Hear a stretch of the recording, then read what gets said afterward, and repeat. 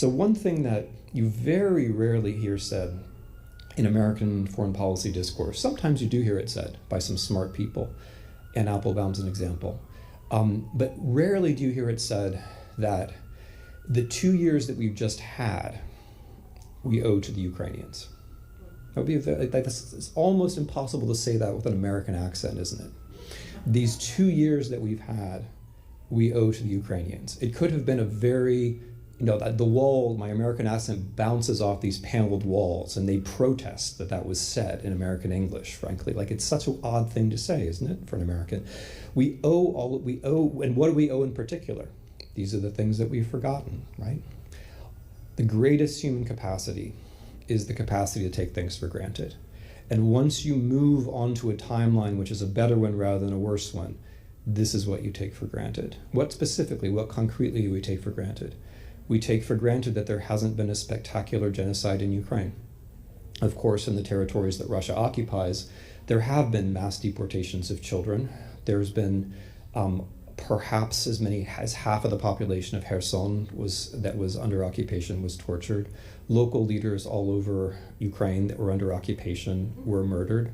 There has been genocidal policy, but what has been held off by the Ukrainian armed forces is a general destruction of Ukrainian society. We take that for granted. What's been held off is a terrible strike against international legal order. The basis of international legal order, or one of the bases, is the notion that one country can't invade another country for no reason and take its territory. The Ukrainians, by defending their borders, are defending that principle. Had they given up, I think the status, the robustness of that principle would be very different. A third thing which Ukrainians are holding up is the entire European Union model. The model of the European Union is that post-imperial countries can engage with one another in prosperity and peace without war. That is a model which seems still plausible because the Ukrainians are fighting. Had the Ukrainians given up, that model would seem implausible, I think, to the point of laughability. Do Europeans see it that way? I submit they do, but very rarely. Another thing that we are taking for granted that's normal about this timeline is that Ukraine is fulfilling the NATO mission. Extraordinary thing to say, but it's true. The mission of NATO is to absorb and deflect an attack by the Russian armed forces. One country is doing that now, and that country is not a NATO member. We take that for granted, but it's happening every day. Another thing, perhaps the final thing I'll mention, two more because they're important. War with China. You might have noticed there hasn't been one in the last couple of years. One of the reasons, and I note that for our foreign policy discourse for the prior 25 years has been chiefly orbiting around the risk of a major conflict with China. The Ukrainian resistance to Russia makes it clear to the Chinese, and if you don't believe me, ask Taiwan, makes it clear to the Chinese that offensive operations are unpredictable and difficult, thereby deterring China, but not only that, deterring China in a way that the United States cannot deter China, because every way that we deter China can be understood as provocative, whereas Ukraine simply defending its sovereign territory provokes no one and cannot be understood as provocative. So the Ukrainians there are doing something for us which we can't do for ourselves, which is true of the last point as well, which is nuclear war. Probably you've taken under advisement that there hasn't been one in the last couple of years.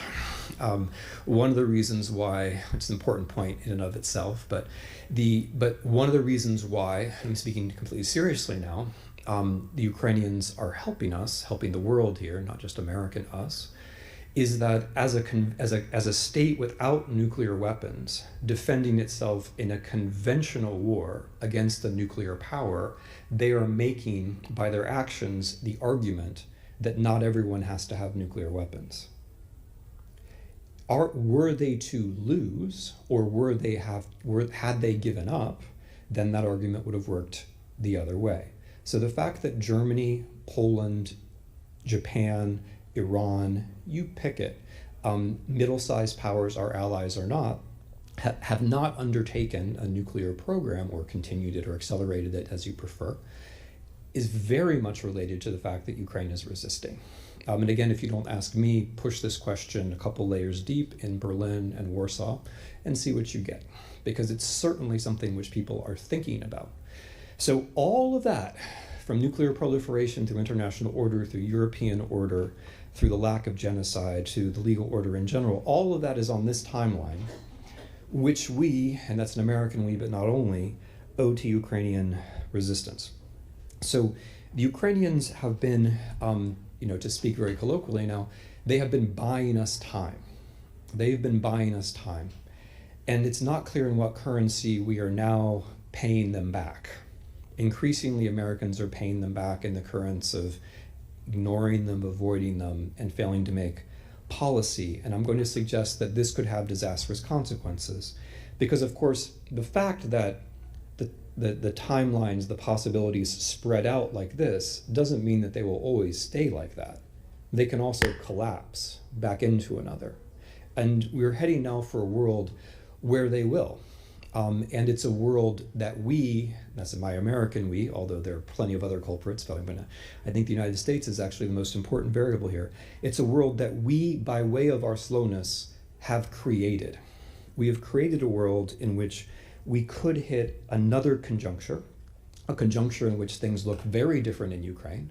To be clear, a conjuncture in which the front collapses in Ukraine, a conjuncture in which Ukraine loses this war, and a conjuncture in which all of the things, I'm sorry to say that in the presence of Ambassador Kyslytsya, but a conjuncture in which Ukraine loses the war, and a conjuncture in which all of these things which I've enumerated flip. And instead of not having all of those things, we suddenly have all of those things. And then we ask ourselves, how did we get to that world? How did we get to that world? And the answer is what we did or didn't do in 2023 and 2024. The answer is what we're not doing right now.